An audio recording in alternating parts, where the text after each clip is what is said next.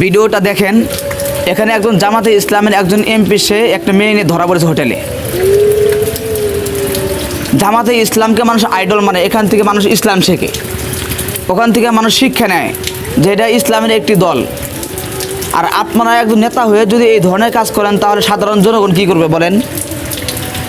আপনাদের থেকে মানুষ শিক্ষা নেবে, আপনাদের থেকে মানুষ ইসলাম শিখবে। আর আপনারা ইসলামের সর্বোচ্চ নিকৃষ্ট কাজ যে কাজ, সেই কাজ আপনারা করেন। আপনাদের থেকে এই জাতি কী শিখবে, কী নেবে বলেন?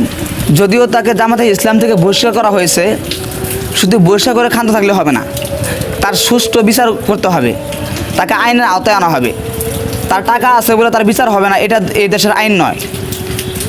আমরা সকলের বিচার চাই, একে দেখে যেন অন্য নেতাকর্মীরা শিক্ষা নিতে পারে যে আমাদের টাকা আছে বলে আমাদের বিচার হবে না।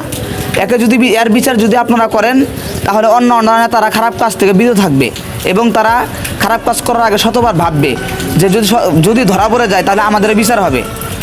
তো বন্ধুরা, ভিডিওটা ভালো লাগলে সকলেই কমেন্টে বলে যাবেন যে এই নেতাকে কী করা উচিত। ধন্যবাদ।